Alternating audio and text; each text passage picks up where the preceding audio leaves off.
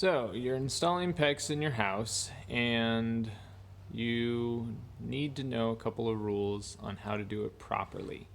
Either that or you have a plumber come in and he's installing PEX, as is in the case of this new construction house. There are some very specific rules to follow with PEX, and I'm going to go over why these fittings had to be cut out and why the previous plumber did not do a proper job. He was going to leave the house open for leaks in the future. So let's look at some of these fittings. So the first rule that you need to understand is that PEX has an area that it can be crimped in. When the copper ring goes around it, it needs to be positioned within a certain range, or else you're going to have potential leaks in the future. PEX is very forgiving, and so some plumbers get away with it, but the manufacturer has specified on all PEX fittings where to crimp. So looking at this fitting, you can see where the barbs are. Okay, that's over these two barbs is where ideally the fitting is going to go. Most PEX manufacturers, in fact all of them that I know, say within 1/8 to 1/4 from the nub where the pipe slides up against this part right here. It needs to be within 1/8 to 1/4 in order to get onto these two barbs, the crimp ring. So let's look at some of these fittings and why they got cut out. Alright, so you see right here, put our tape measure up against there, you see the end of the pipe? We're not within that 1/8 distance away from that edge. That means that we're really only catching on just, if you were to look at it, we're only catching on this very nub right there in this first, or second, however you want to look at it, barb. We're not getting onto that barb back here. So, anything that is going to be crimped too closely is not going to pass. Okay, you can see over here, same thing. This is a 3/4 inch diameter, and the barb spacing is pretty much the same on all of these. So whether it's 3/4 or 1/2 inch, and you can see right there, we're just going to get onto one of the barbs. We are not getting onto both of them because we're just crimped way too close to the end of the fitting. You can see none of these are 1/8. Over here, not 1/8. This one is 1/8. You can see that one is actually crimped correctly. This had to be cut out completely so that I could get to the other pipe at the other end. But you can also see something else here. Notice these plastic fittings have little kind of guide plastic pieces. This tubing should be pushed all the way up there, and then it should be crimped. As you can see, it's crimped too close to the end of the fitting, but the crimp ring is actually in the right spot. As you can see right here, these plastic guide pieces prevent the PEX ring from being pushed on too close, as is in the case with this one over here. They got this one right, they got this one almost right. This tubing just need to be pushed in more. You have to meet the requirements for crimping. Now notice this guy over here. Not only is he past that 1/4 inch there, he's pretty much right on the edge of it. He's past that 1/4 inch, where you can't crimp anymore, but also you see how it flares out? He only crimped half of the crimp ring. He didn't crimp all of it. And I've noticed that on a lot of these. This one too, you see how he crimped part of it, maybe 2/3, 3/4 of the fitting is crimped, but the rest of it is not crimped. You have to be able to get a crimp ring completely crimped all the way down. There is something called a go, no-go gauge. And this thing right here tells you whether or not you made a proper crimp. So right here it says 1/2 inch go, and this is 1/2 inch no-go. So if I put this down on the first part of the ring, we're good. But if I put it down on the other part of the ring, it won't go down because it's not been crimped. This thing will also tell you if you have an oval, if you've crimped it and for some reason have gotten an oval. So as you can see here, this will not fit down onto that part because this part of the ring did not get crimped. And you want a full crimp all the way across. So yeah, a lot of these also got twisted. You see how this one, come on camera, focus. You see how this one got twisted and it is not perfectly flat with the fitting? What that means is that around the fitting right here, it's going to be making contact on the top in the right corner and contact in the bottom in the left corner, but not full contact all the way around. When you have a twisted crimp ring like that, you're not making a good connection. So you contact up here, contact down here, but right here and right there, not good contact. You want to make sure you have good contact all the way around. I'm also going to show you over here another one like that. I mean, if you look at that, it's twisted, it's bent.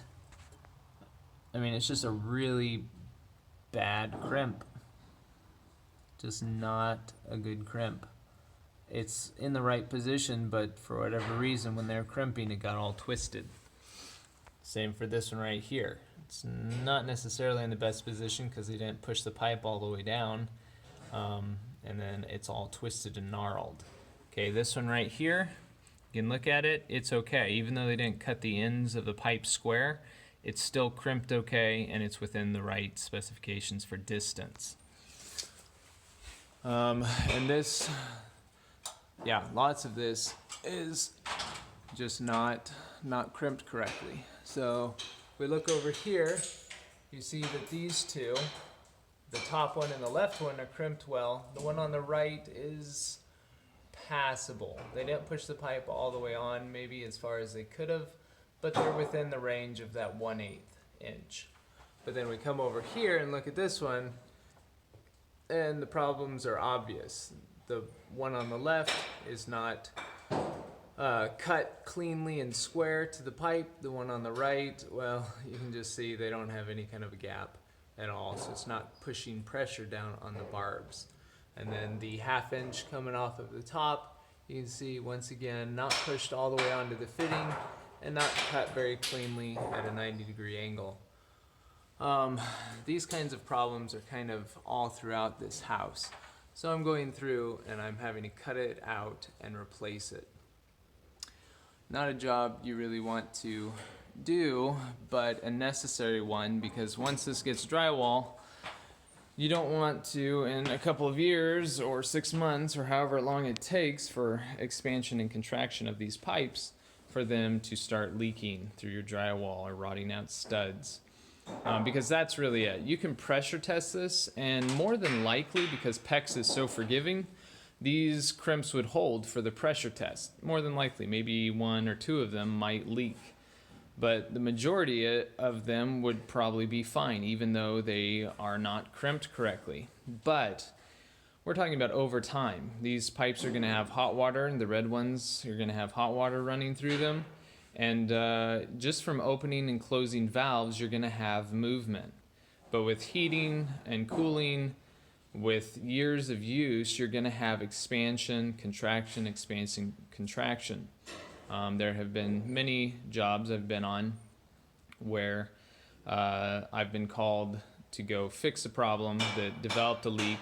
Most of the time with Uponor, actually, because what will happen with Uponor fittings is, unlike these where the copper ring is crimped down onto it, Uponor, it's an expansion fitting, so the tool is put in, it expands the pipe, and then it slides over, and just the pipe returning to its original shape clamps down on the pipe. And what can happen with those, they don't crimp down as tightly as these, and if you make too tight of a turn with an Uponor fitting, you can eventually have leaks out of them. That can be true with this, but like I said, this type of PEX is a lot more user-friendly as far as mistakes go. But once again, you do not want to be outside of those ranges that are specified. You want to make sure that you're making a good crimp connection. So let's look at something else they did, and anybody that knows anything about plumbing will see the problem here. I mean, not only are these fittings not crimped in the right position, like none of them are, but also you've got 1/2 inch PEX going down for the tub spout. That's not allowed. It's got to be 1/2 inch copper or something larger in diameter, because when you have hot and cold meeting and flowing down into the tub, if you have a 1/2 inch PEX line, which is a more narrow diameter than 1/2 inch copper, you could have the pressure building up inside the pipe. It can't come out fast enough, and so it'll start backing up going all the way up to your shower head, and then you'll have leaks coming out of your shower head, which, you know, that's just one of those annoying things that really shouldn't be there. Not to mention it will also take longer potentially for your bathtub to fill up. So it needs to be 1/2-inch copper line going down or larger diameter. Yeah, that's about all I've got for you so that you can just know the ins and outs of PEX. Hopefully this will keep you from having any kind of leaks for it later on. It's always a good idea, even if you have a professional plumber, like as in the case of this job coming through, it's always a good idea to do due diligence and check things out yourself, because that is not what you want. Alright guys, have a great rest of your day.